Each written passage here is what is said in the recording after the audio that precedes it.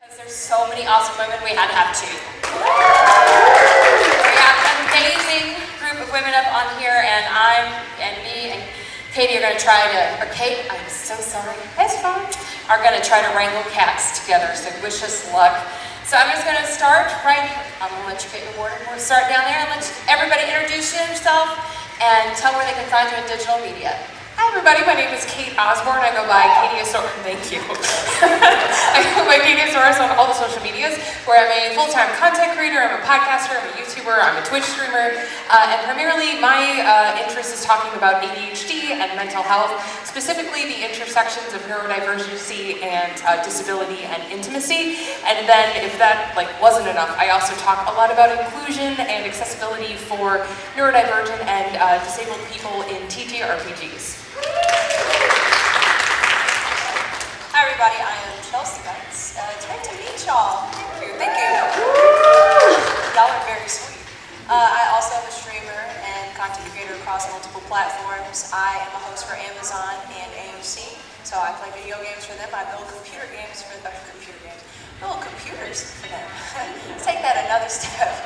And also just any sort of collaboration, cooperation, blah, blah, blah. That's where I'm at. Content creator for G2 Esports. Yes, I am in esports. And a whole bunch of other great things that would take forever to share. Nice to meet y'all.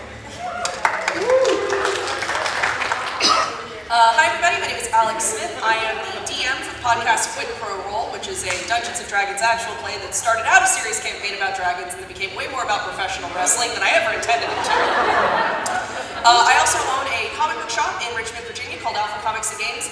And if you're wondering why I look like a serial killer, the body paint for my cosplay didn't all come off. The body under here, really. We were going to go with the body paint story. Yeah, sorry, man. This is not a true crime panel. I can't work under these conditions. But you can find me at Quidroll, anywhere podcasts are not sold. Hi, I'm Hansi Oppenheimer. I'm head of Sweet Projects, which is my company, and it's on all platforms: YouTube, Facebook, Instagram, TikTok, Twitter. I'm a guerrilla filmmaker. I've been mostly documenting fandom for 22 years. I've made a couple of feature films about fandom.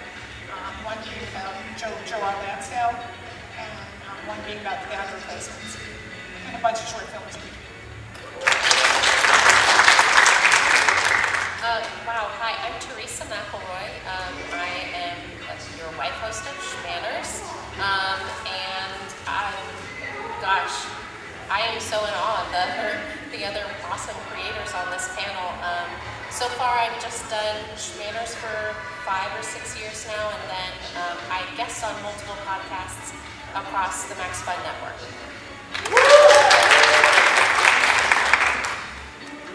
Hi, I'm Rachel McElroy. Teresa is my sister-in-law. I am the co-host of a podcast called Wonderful. You guys. We talk about media and creators that we think are fantastic every week on the Max Fun Network. So awesome. So wonderful people that we have here, and we're going to start with asking, how did you land in digital media? Why did we choose this crazy, wonderful, sometimes horrible space? So I'm going to go down there, so give these ladies a second to get my water down, because I'm going to do that myself. So. Also, before we start, can we please just say a very quick thank you to our room guardian and volunteer, Allie, who was working so hard before. We're so appreciative. Thank you. And look, she's working right now while we're clapping for her. So thank you, Allie. But to answer your question, spite is the answer for me.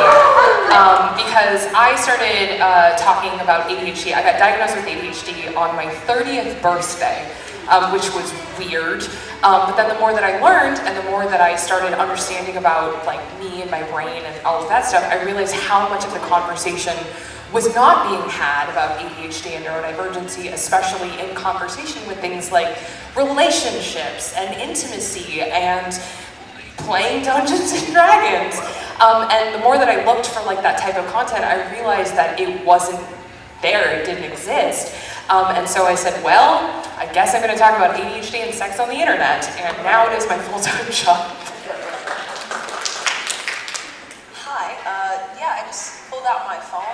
started streaming.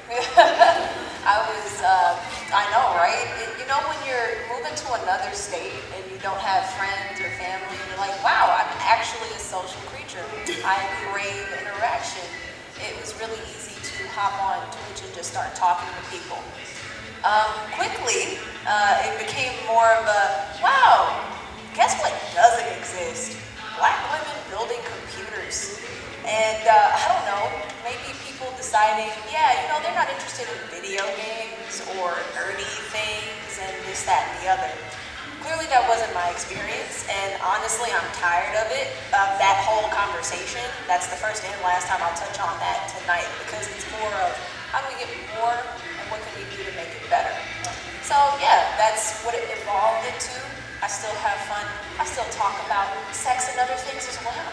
We talk about everything, yeah. But we don't go into detail before 10 p.m. at Dragoncon. Yes, very, very educational. Think around your skin. But yes, absolutely. It's a welcoming community. It's a welcoming space that we've made where we can feel free to talk about whatever. And yeah, that's how I'm here now. My story, I'm going to break the trend and not have talking about sex on the internet as part of my job, unfortunately. That's okay. I'm sorry, I've let you all down. So I, as I mentioned, am the co-owner of a comic book shop down in Richmond, Virginia, and we would do this event called DMMD, which both was a pun of DMMD and Dungeon Masters Mastering Dungeons, which was basically a Dungeon Master support group that we would do of like best practices, how to troubleshoot issues, because I've been DMing a frankly alarming amount of time, and I do very little else with my time. And then I had these guys come in from this company called Goblins and Growlers, which was a local D&D event company that would run games in like breweries and bars and stuff. And I found out later the reason they came was because they wanted to like do the idea better and they wanted to like snatch it. And then they were like, oh, we can't do better than Gabe and Alex. They're actually doing a very good job. We should steal them instead. And eventually Alon, one of my now co-stars, he called me one day and was like, so Goblins and Growlers was going to do a podcast.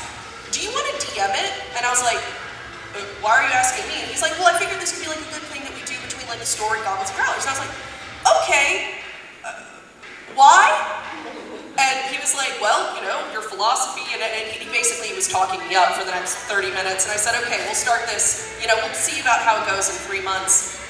3.5 years later, 4 years, almost 5 years.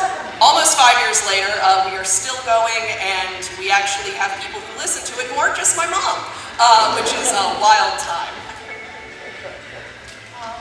Well, so I came into it different because, you know, I'm older. So I didn't go to film school until I was in my 30s. And when I was going to film school, we started out shooting 16 millimeter and cutting on Steamdex and reels. And by the time I finished school and was doing my thesis project, we were cutting on Adobe and shooting digitally. So, and I ended up working as a TA for 2 documentarians. So, you know, digital was definitely the way to go. It was cheaper. I worked in post-production for many years. I like digital media. I like the movie sound. Sure, it'll be wonderful, but you know, you have to have so much money to do it. And digital is just accessible to anyone. You can cell phone, you can do it. Okay, sorry. You got a party going on. Yeah, I was going to say, it's party rock at the festival.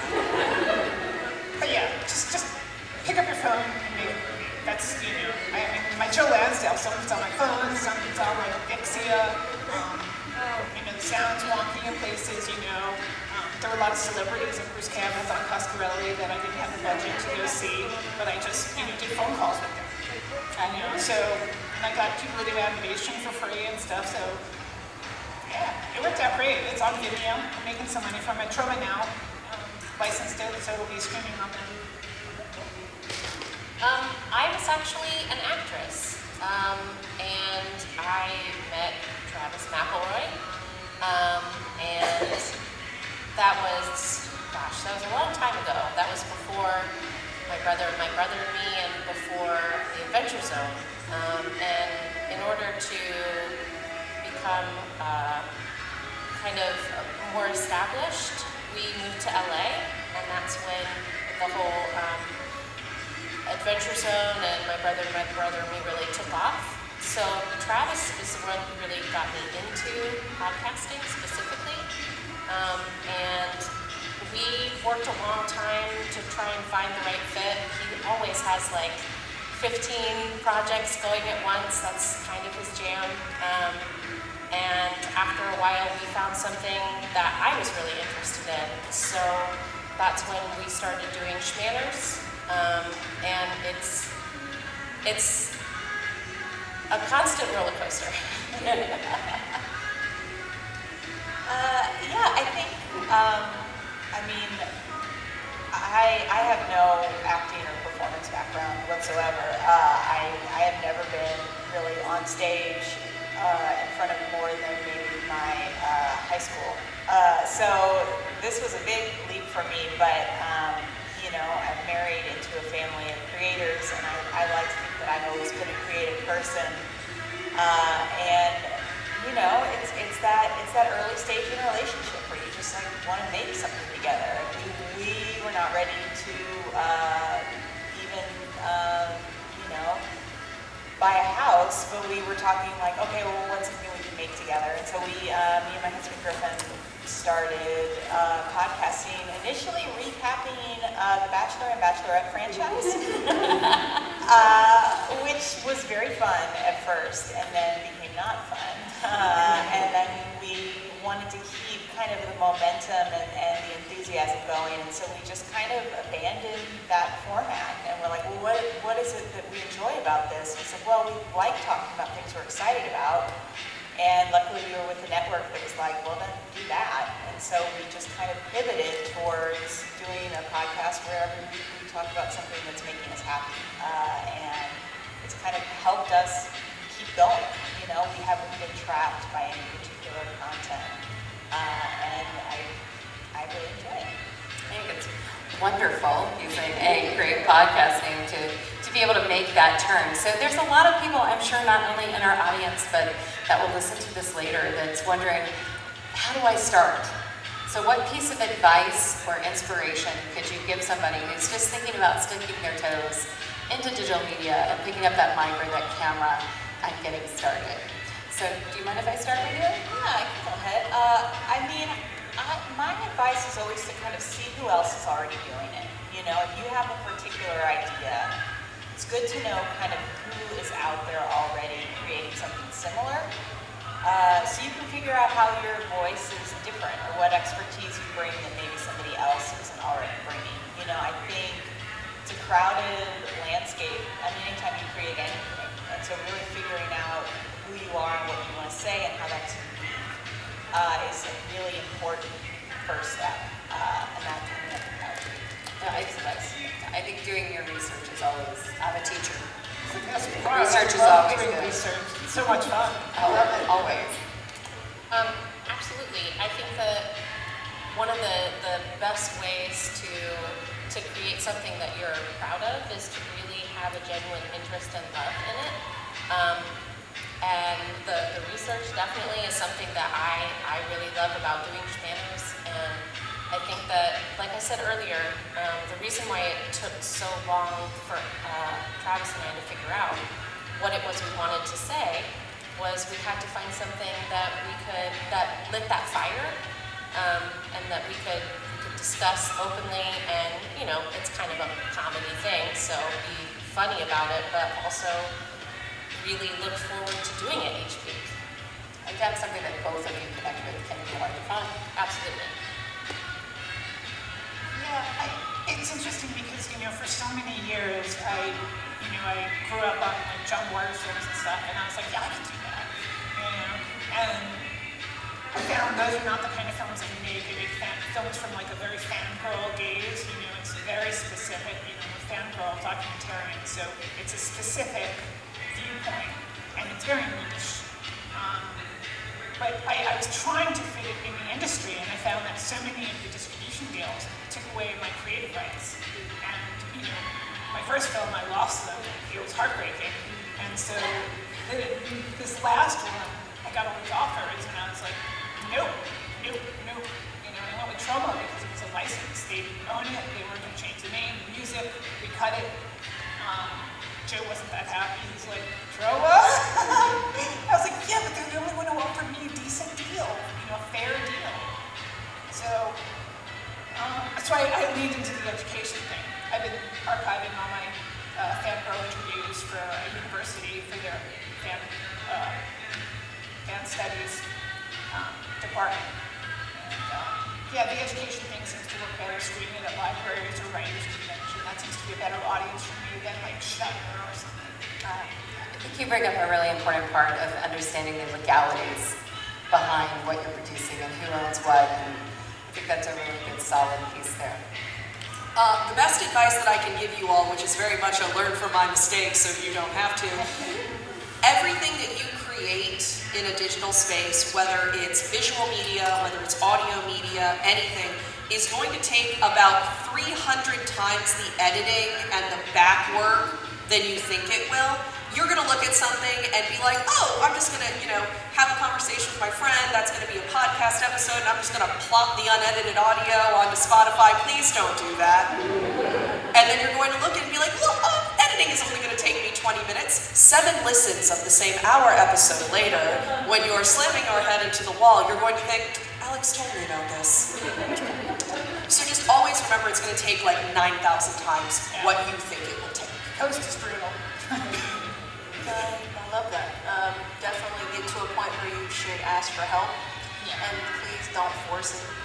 It's really easy to feel like you have to have something groundbreaking or revolutionary. It's really you that makes it revolutionary. Whatever millionth take that you've had on, wow, why is this SSD better than SanDisk or Western Digital?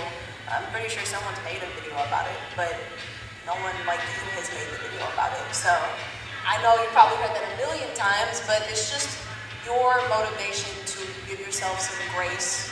Don't bust your head, relax. And hey, sometimes if you do have to just upload that video, that's okay too. Like you sometimes you'll get on a pace and you just need to get the information out. So it doesn't have to be perfect, just do it. I feel like I don't have anything to add, but I guess I would just close with, I deeply and fervently believe to my soul that everybody has something to say. Everybody has a story to tell. Everybody's experiences and life and what they bring to the table changes how you talk about everything, whether it be ADHD or SSD cards. I know what those are, shut up. And so that's what I would offer, is to just trust your voice and trust who you are. Like, don't overthink there's 40 other people talking about SSD cards on YouTube.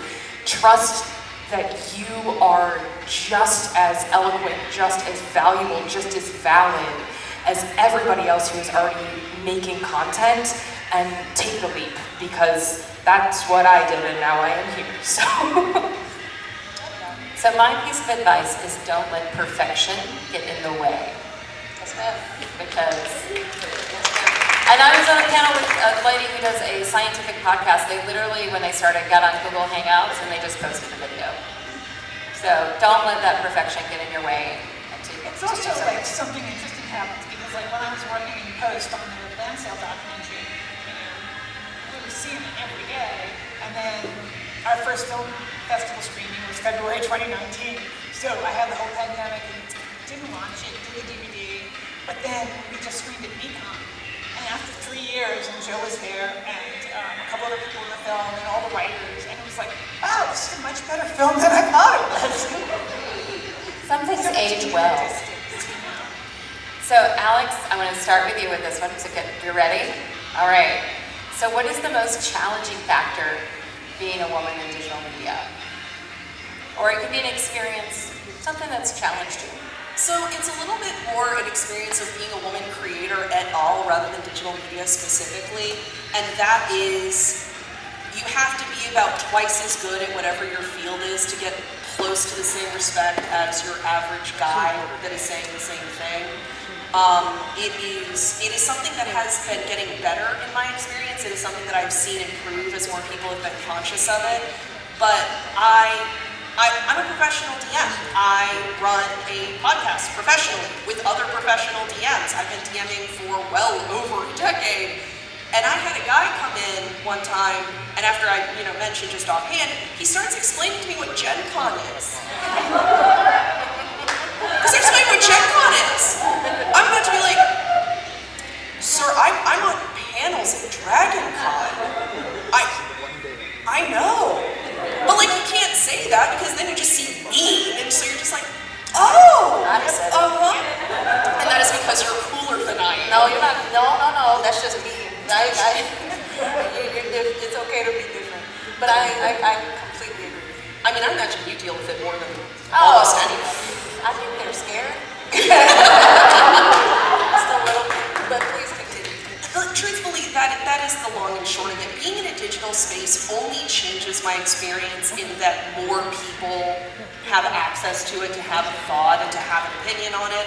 So more people are, what do you mean you don't do material components for spells? And it's like, I just don't. And when it was my home game, nobody cared, but now people have thoughts, and they will tell me those thoughts. A lot. So, but it is one of those things, and then you'll see other creators do the same thing that don't get the same kind of response. And truthfully, the biggest thing is just having the general populace when you first show up accept that, no, I do know what I'm talking about, that I do have enough expertise to speak on this. Please don't explain to me what Gen Con is. Yeah. We all know what Gen Con is. It's fun. Move on. I had somebody try to mansplain my last name to me. Like they asked if I was related to Robert Oppenheimer, and then when I didn't respond, they had told me who Robert Oppenheimer was. I'm sure you've never heard that name before that guy tried to explain it to They you. used to call me A-Bomb. I'm so sorry. I don't know, that's kind of a cool name, I'm not gonna lie. Why would you mansplain that? Someone's name to them. Yeah. Because they can. Oh, I'm sorry. Are you looking at me? No, anybody who wants to jump in, Oh. please do. I mean, it is what it is. That's kind of my phrase now. I'm glad you did say that, though. I got it a lot in college when I was in my computer science degree from teachers who were supposed to be teaching me. And it wasn't even on like my educational acumen. It would just be on my looks. Like, oh wow, I've seen so many hairstyles like this, but most people grow up and you learn to be more professional. And it's like very much, you wouldn't say that to him. You looked at me, and it's funny because by myself, I think people just see me as this approachable, like, oh, I can just say whatever I want to. You seem so this. So it's like from the start, I've been prepared for the ignorance, for the just people trying to invade with their opinions. And I'm very much built up this, wow, you really don't know what you're talking about.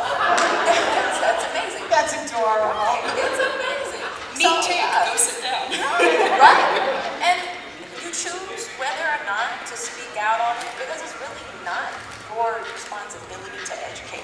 No, It's and not- you can't spend all your time Exactly. doing that. Because you be doing it all day, especially as a woman. Like, you are absolutely right. I do get plenty of comments on builds, on stuff like that, but that's on YouTube. Do I read all my comments on YouTube? No. Don't. There's sanity. And if you try it in my face, it's very rare because it's like, okay, you hear me talking about every little detail and part.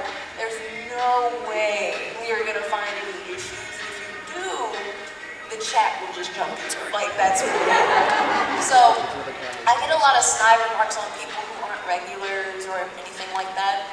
I do get ignorant people saying those things, and I just choose whether or not to just educate, maybe. But otherwise, I'll just ignore the ignorance. You'll get mad if you're disrespectful, though. We don't bring that into the space. Yeah. Anybody else? You don't have to. We're just throwing it out there. Yeah, if you I know want. it. I guess that this is kind of coming from the opposite direction where I struggled a lot with self-doubt and feeling imposter syndrome, feeling like this is a place that I didn't really belong, and it was actually creating the podcast where we had people listening to it, and I would listen back to it and be like, I am constantly apologizing for every single thing that I'm saying. and it really read, even to me listening to it. So I had to really work on myself and my confidence and remember that, the research was there and I educated myself on the topic and I know what I'm talking about, and, I had to really play the part of the expert that I wanted to be for the audience, because doing all the research and going through it and making the show, like, I am an expert now. I went through all of that, so the imposter syndrome was a big hurdle for me specifically. And I think it's a big hurdle for anybody, but I think a lot of women particularly, I know I suffer from it every day. I sit in front of a classroom going, should I be here? And I should, I know what I'm talking about too. The one nice thing about women creators is I do see a lot of them reaching out to other women creators, supporting them, retweeting their stuff, but there's a really good group of supporters, and you need that. I agree. I'm gonna add on to that too. I'm glad you brought that up. On MySpace, like women, they are like the most inspirational. My circle of women, they are helping other women, building up other. They're like, it's so funny because there will be men on our Twitter circles or platforms. They'll be like, man, we really just have to pull ourselves together. We need to find somebody to support us. And we're definitely like, well, I mean, we've been here and we've been doing it for years. Very much you can have this too. I just don't know what y'all haven't learned yet. So it's really funny to see it, and I'm glad that you said it because I've noticed it with my group of women, and I'm very happy to be a part of that. It's unique. Yeah, it's really special, truly. So kind of in that vein, let's look at something happy. What's a moment of joy in your experience as a creator or doing your podcast or interacting with your fans that's really made you smile and go, yeah, that's why I do this? You want to start? Oh, sorry. I just thought I'd surprise you. I should have known if I didn't answer the last question. Yeah, you were on the list now. Sorry, sister. I guess, I think the nature of how I got started, the fact that it was my husband who had already had an established audience, and he started this podcast, and I was pretty confident I wouldn't have if I hadn't had that connection. Made me assume for a very long time that I was kind of like your bonus host, kind of like people were here for him, and I was there. And so it was really nice. I think the longer we did it, the more it was like people would make it a point, I think, to just be like, oh no, I really enjoyed the thing that you said. And I was like, oh, good, all right, good. To what Teresa was saying, I think anytime you feel like you get a hand up, you have this tendency to kind of defer and be like, oh, well, that's why I'm here. And I think it's important to really recognize that moment where you kind of cross over and feel like, no, this is mine now. Obviously nobody does anything without help, but to be present and to stick with it and to take ownership, is really what you're working towards, I feel like. I'm so glad you had that moment. You can't make a dish better without adding more ingredients. It is what it is. Okay. Let's go down the road and stuff. Well, I think that I have a memory of so there's the P.O. box that the boys have set up for their various regions where people can send them weird stuff.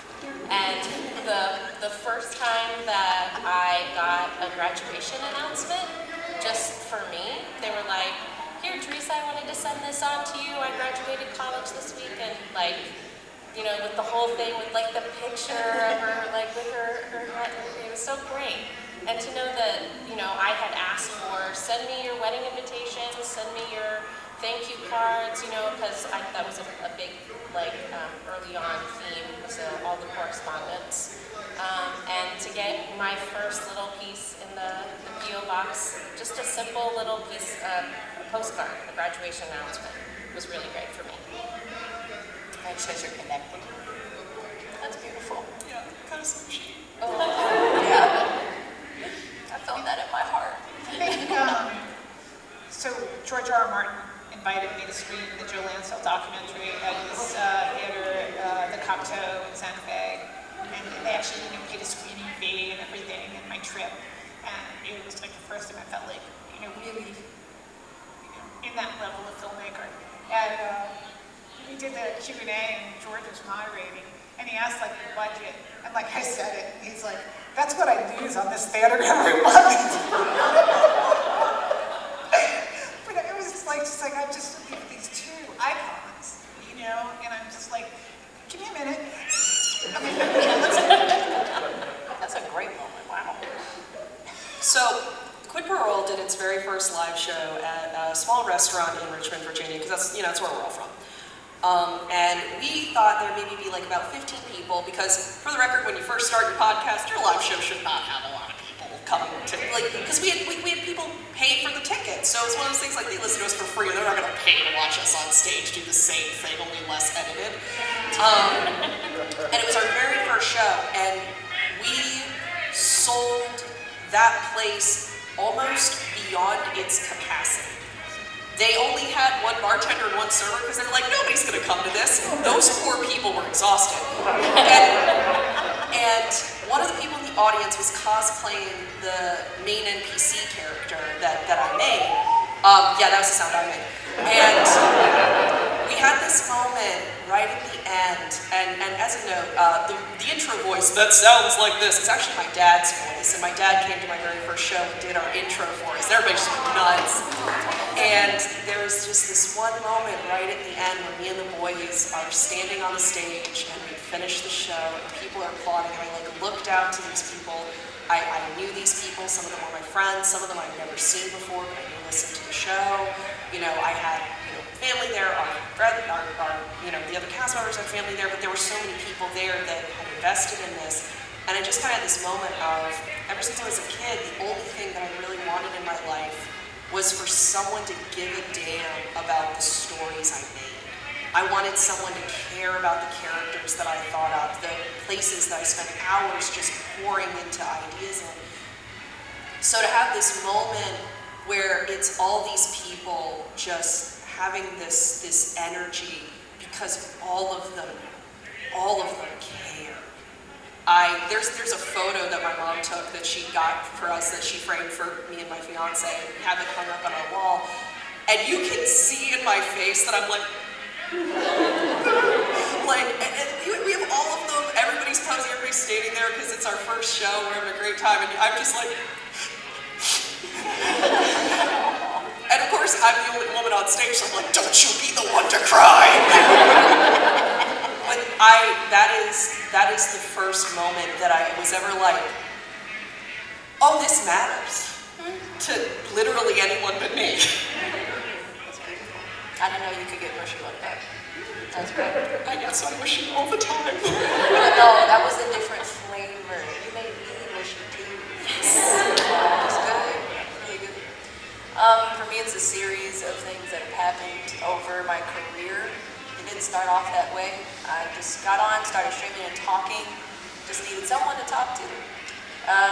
Somebody was like, why are you on your phone? You need to be on a computer or something. I was like, oh yeah, I have a computer. I should probably use that. But finally, pull out my webcam, mic, set it up like a regular streamer should. Who's been streaming on their phone for like a month now. Crappy Samsung S6 Edge. Oh, it was garbage. I was in my bonnet. It would fall over. I can't get back up. So I moved to that, and somebody's like, do you have any consoles? I'm like, no.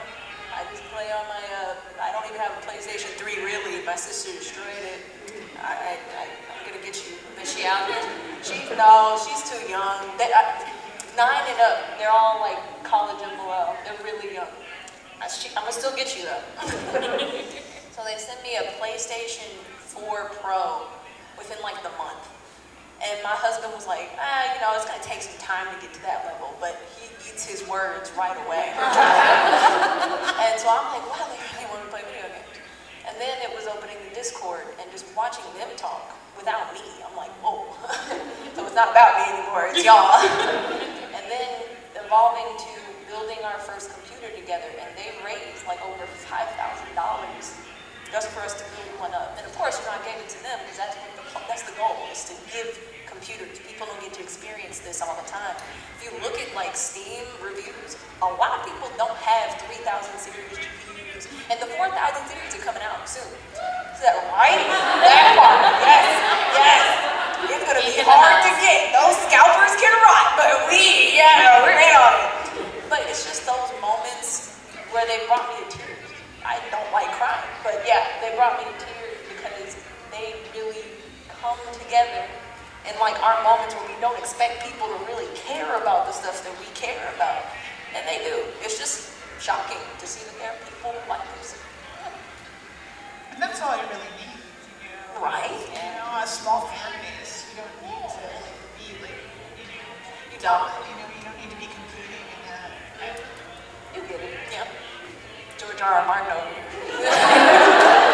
Let's explain what Oppenheimer is. Right. Somebody.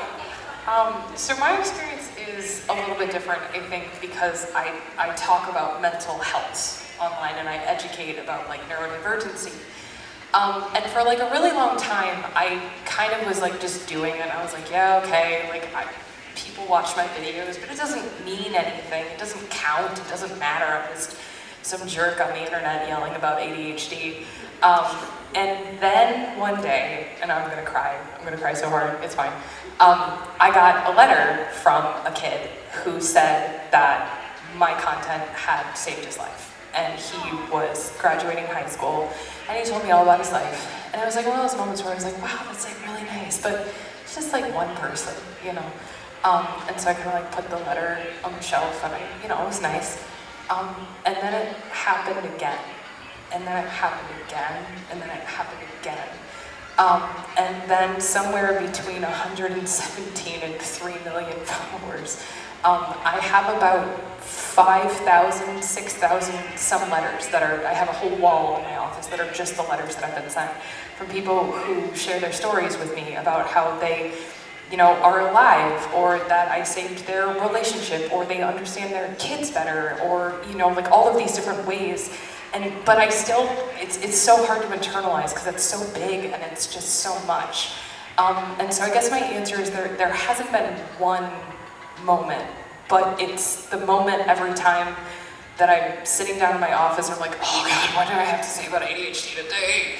And I look at that wall and it helps me remember that, like, I just took a shot. I just said, well, what if I just made content about this, And it's helped a lot of people, and that's just such an extraordinary gift to get to have in the world, to know that you helped people in a way. And that has been incredibly meaningful for me. I think that's beautiful, and I'm trying not to cry because I'm a crier, but I think the fact that we're all talking about touching people's. It was sure. I'll tell you in a minute after.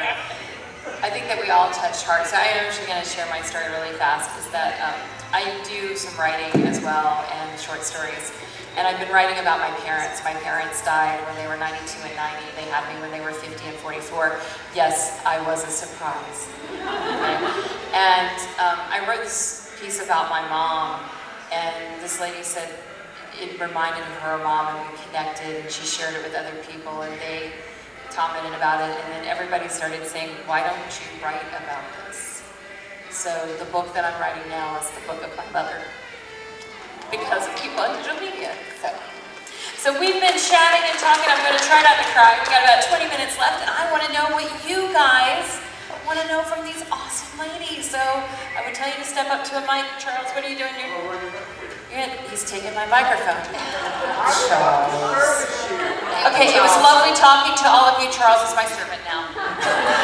You heard it here first, folks. I love it. Hi. Hello. Okay. So all of you have obviously like different kinds of audiences, like RPG. I know you're on TikTok and all that. I think that's a wild thing. And like y'all like the macros and online. But in general, it seems like a lot of your community seems like a safe space kind of thing. Take your time. But I guess, do you sometimes create media in mind to try to attract a certain kind of audience that you want supporting your work? And what do you do if the audience you are attracting isn't exactly what you're looking for? If that makes sense. We were there for that one. Yeah. We had this earlier. Yeah, we actually had a very similar question. I love this question so much. I'll start if that's okay. So basically, I very specifically target my content. Like the content that I make is for a very specific group of people. And it is, a lot of people are people like me who grew up feeling like broken and weird and like there was something inherently wrong with them and they missed the memo about being adults, you know? And then surprise, it was ADHD all along. But sometimes putting your content in the world, and especially when you're at like the whims of the daddy algorithm, you know, your content will find its way into spaces that you do not expect, you know? And so that can be really frustrating, and it can be scary, especially when like those people decide to, you know, like attack you or say mean things, which happens to me all the time. But one of the things that I found that really helps is I try to view it as an educational opportunity. Now, obviously, there's a difference between like good faith and bad faith. A lot of people are just like bad faith, like you're terrible. But I also think that a lot of times when people are being cruel or critical or taking your content, a lot of times those people are just sad and they're lonely or they don't have the resources that they need in their community. They don't have a support structure. They don't have a support system. And so they look at somebody who is successful, who is, you know, getting to build computers or running a super successful D&D game or, you know, making podcasts or movies. And they go, well, you have this thing and I don't. That's not fair. And so they lash out. And so what I really tried to do is I tried to really start reacting to those people with kindness and compassion and patience and understanding when I can. And then if that doesn't work, you get blocked. So I'm gonna respond now. Truly, I love your approach because I'm the opposite. It really just depends on who you are, and I love the range because in your responses, it's never like something wrong, and there's nothing wrong with wanting a different audience. Now, you can't control who sees your stuff, but what you can control is how you present your stuff. So if you want to address a certain audience, directly address them in your content, put it in spaces where you are networking with those people so you can get more of that. It's very much surround yourself with the people you want to be, meet, aspire, X, Y, and Z. You're not gonna avoid it, and you know, it's real life. You say something in public, people are gonna respond to you in public. So be prepared for those responses. You don't have to address everybody. You don't have to talk to anybody. You don't deserve. Right, yeah. Exactly. Sometimes you just be quiet. So many people have lost their jobs just not being quiet. So it's okay to just let them talk in the void. Let them talk to themselves. And if you want to improve that demographic, I would say just look for it. Do some work, look for it, and say, hey, what do you think of this? Can you talk to me? Let me watch more of your stuff, and it'll grow. So do you ladies think about the content that you're creating in terms of your audiences, in terms of the topics you choose? I know you're always looking for something that you're interested in, but are you thinking of your audience in the back of that as you do that? Well, I think our pivot was actually like a really clear demonstration of kind of how we realized the audience we had maybe wasn't the right audience for us, because we have a lot of listeners. I mean, we were talking about a very popular reality television show, and at first it was kind of like we were approaching it from this kind of guilty pleasure space and thinking like everybody that's listening is kind of taking the same approach. And then we like started this Facebook community, and at first it was really neat, and we were all like exchanging like, you know, the bingo cards for different things that would happen during the show and different like tropes and archetypes that would, and then it started to erupt into like really intense discussions about, you know, kind of the misogynistic culture of reality television and the danger that's inherent in shows where they give people too much alcohol and film them. And we realized like, oh, we have to get out. Can I interject with Nickelodeon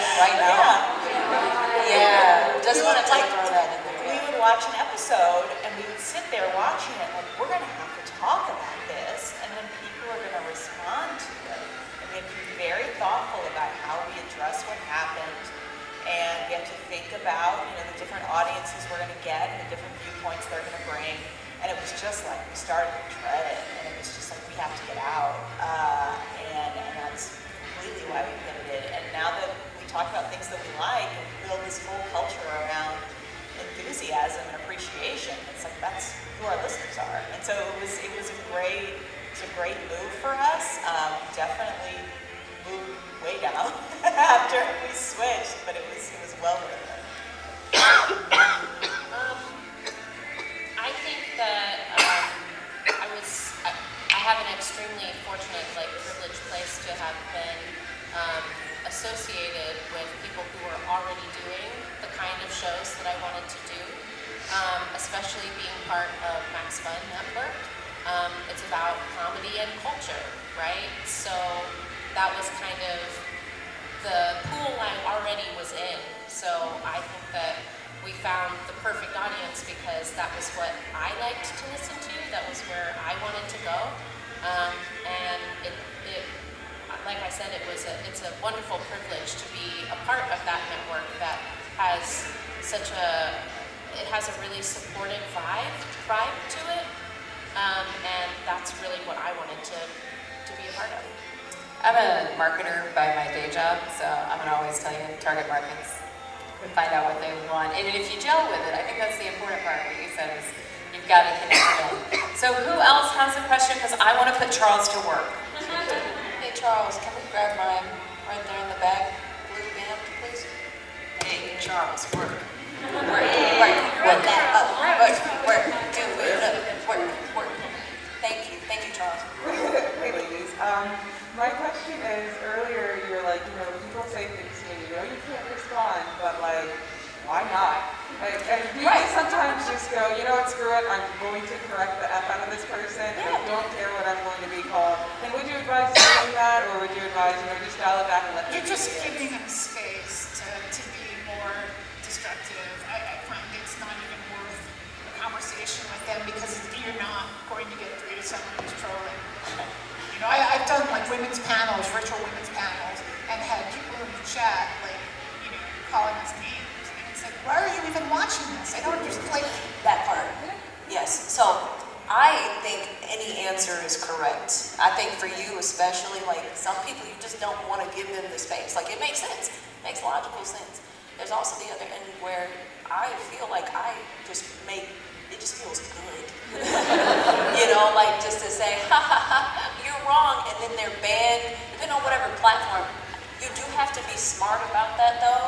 I never resort to name calling, because I personally feel that when you start calling people names, that's the most polite way to say it, you've lost. That's just me. If I have already gone through oh, this is why you're wrong, this is why what you said earlier was wrong, and this is how you can get on the right path, and you're still arguing with me, I've done what I've wanted to do, and emphasis on wanted to do, and then we're done talking. And that's my power. I feel like my agency in that, because I've chosen to engage with you and I've chosen to disengage with you. And that's it. If people come off as disrespectful to you and you want to say something a little disrespectful back, there's nothing wrong with that either. You're allowed to set your own boundaries about when you respond to it and what you don't, especially when you're really busy making content. Right. I don't have time for this. Yeah, exactly. Just don't let it get you messed up on another play. People see you on Twitter. So don't, if you, all right, you're public. If you're quote retweeting somebody saying something rude and responding, some people love that. They'll support you. Some people will be like, oh, you should just let bygones be bygones. And if you build your community to the point where they know your tone, they know your voice, they know that you're going to clap back on some of these people, you'll be all right. Just don't go wild with it. Because then it's okay, so they clearly did get under your skin. You're clearly bothered. It's blood in the water. Literally that. Don't go too far. But yeah, there's nothing wrong with calling some people out. Thank you. Absolutely. We are serious about this work. Hey, Charles, work. Hi. So I have a specific question because I am also starting, well, I already did, a YouTube channel. Let's go. On mental health. What is your YouTube channel name? Oh, it's called Mentally Blooming. Talk about mental health. Yeah. Supportive women, look at that. Let me hold it up for you. So, mental health is a hard topic because I am a content researcher by day. I have a psychology associate's degree, but I don't have a degree in mental health. And I have that imposter syndrome of, do I put content out there when I don't have that psychiatry, psychology, therapy? What if they come at me 911? Do you have like disorders that you can talk about that you're okay about talking about? I think that's valid. Yes, I am in between a wonderful bipolar. I have all the pieces to make a computer right now. I got a Google certification. I have started a YouTube channel, started a business, within a month. I got put on Zoloft because I had really, really bad depression. Here's my life, guys. You're so not the only one. I mean, I'm on TikTok all the time, and it is all mental health, discussions. I mean, well, the Zoloft kicked off the bipolar. Like, I didn't know I had bipolar until the Zoloft was like, oh, you're gonna sleep 4 hours, and you're gonna wake up with a song in your head the entire time. I think the point is to speak to your experience. I think there is this instinct when you're entering a space to become an expert in the space. Even getting ready for this panel, I was reading articles about women in digital media because I wanted to know, like, okay, well, what am I going to say? And then I realized if I get up here and speak to my experience, I'm going to be wrong. And I feel like that's a good place to start. And the longer you do it, the more comfortable and confident you'll be. But yeah, I think if I were to get up here and say, like, this is what it's like for women in digital media, I would feel instantly uncomfortable. But to say, like, this is what my experience was, like, nobody can correct me on that. Sometimes I think also when you are an expert in a field, you get a little lost in the sauce because you are so used to it being information. When you are experiencing as a lived person, it is significantly more raw. And you still need to have that information. You don't want to, bring someone to the bad conclusions. But you have a better connection point than someone who simply researches it as a scientific curiosity. Speaking of that. Thanks. Hello. I feel you. Honestly, I think for me it's a twofold thing because I find myself precisely in the same predicament. I have 2 master's degrees. They're in Shakespeare, but I have them. But what getting 2 master's degrees, being in academia, taught me was how to do my own research, was how to look for credible sources, how to read studies, how to evaluate things, like that kind of thing. But secondarily, I also try very hard to stay in my lane. I talk about the things that affect me. I talk about my own, like you were saying, my own lived experiences. I always say, I don't speak for the group. I just say some people with ADHD, like that kind of thing. But then most importantly, and this is something that I really hope that you take away, is that in the disability community, there's a conversation, and the conversation is about nothing about us without us. And one of the things that I have noticed very much in surrounding conversations about mental health, oftentimes the experts don't live with the disorders. They research them, they understand them, they talk to parents of kids with them. But a lot of times people who are actually experiencing things are being left out of the conversation.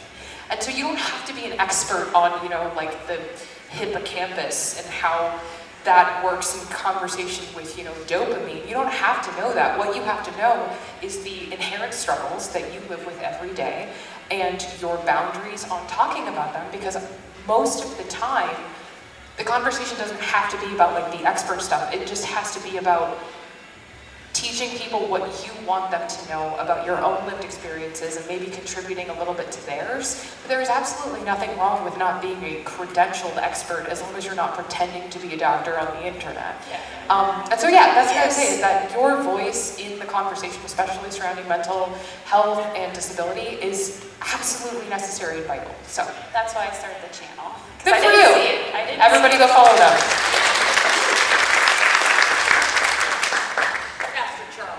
Thank you so much. No.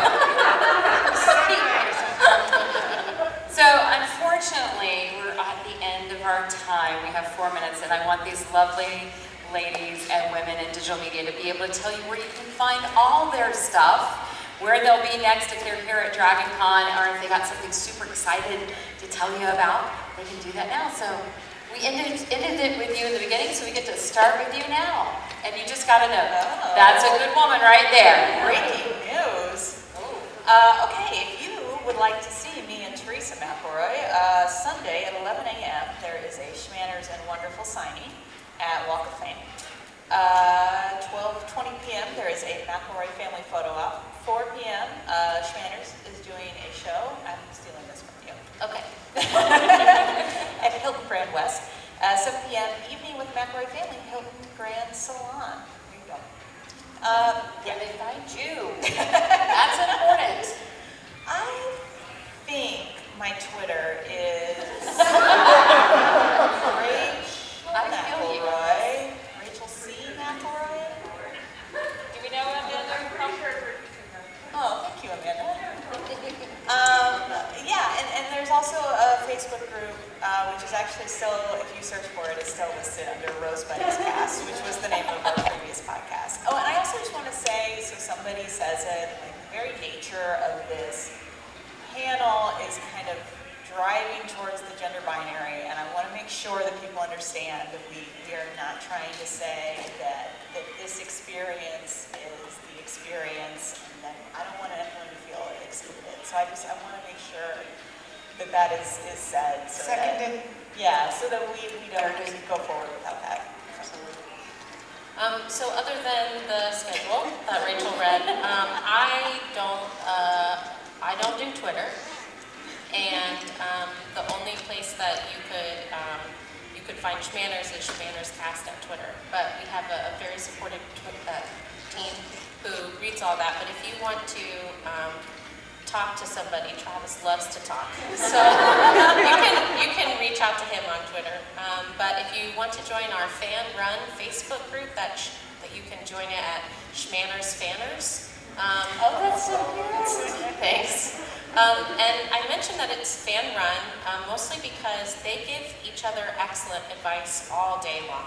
I'm part of the group, but not like an admin or anything. But they love to give and get excellent advice from other fans. That's been a really great thing for us.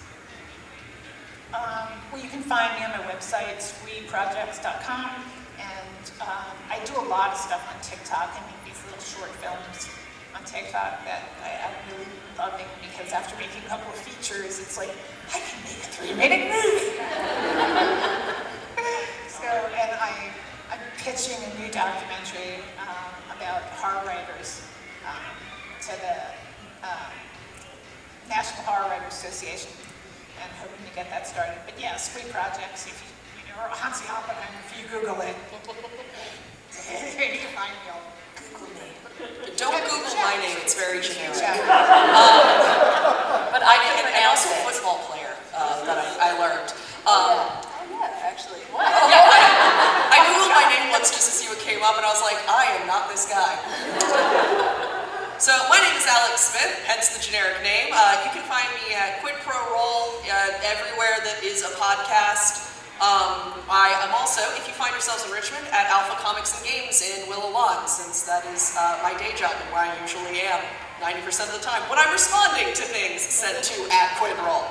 And later on at Dragoncon, well, I can't tell you, but I'm doing that. You can find me on Sunday at 4 p.m. for funding your hobby, how to raise money without being a jerk. Oh yeah, I'm on the storytelling and video tomorrow. I don't know what time it is. What time and where? That's around. You'll find it. You'll find the signs in the sky. It's in the app. It's in the app. Yeah, that's what I said. That part. Hi, I'm Chelsea Bites. It was very much a pleasure to meet a lot of you in this very short span of time. I love building computers. I've built quite a few now, and I can't wait to give out more. You can find me everywhere, Twitter, Twitch, Instagram, and more. Chelsea Bites. Yes, you can message me. Will I fix your computer? Maybe. You may find out. I'm going to give you a 20% chance. But thank you. It would be great to talk to you about everything, though. Seriously. Thank you all so much for coming out. I'm Kate Osborne. I go by Katiesaurus on all social medias. I'm on TikTok, I'm on YouTube, I'm on Twitch, Instagram, all of them. You can go to katiesaurus.com for more information. I'm also the co-host of Katie and Eric's Infinite Quest, an ADHD adventure. We talk about life with navigating neurodivergence, ADHD, adult stuff, and we also play Dungeons and Dragons. So if you want to check it out, thank you. Also, I finally saw a Helvetica cosplay, and I got so excited. I'm freaked out. So yeah, so if you want to check me out, it's katiesaurus.com. And also, I will be in half an hour, I'm going to be on the Maintaining Mental Health as a Content Creator downstairs in Galleria 6. I'm also going to be playing some Dungeons and Dragons with the Guild of Granddaughters at 7 p.m. on Sunday. We're bringing back Proxima, you're welcome. That's sexy. So I'm Tara Burton. You can catch me at Kennesaw State University teaching college students how to do digital media. One of my formers is over there. She brought her 3-month-old to Dragoncon. So I just want to say awesome women do awesome things. You're awesome people over here who are supporting. So let's just keep supporting each other. You can support me at tyraburton.com. And I do a podcast called The Geeky Side, and I'm looking for people to interview. So you're on, girlfriend. So drop by. I'll chat with you. But if you want to, I'd love to have you on. Have an awesome Dragoncon. Don't get arrested. Don't be stupid. And we love you. Thanks for coming. And thanks to Charles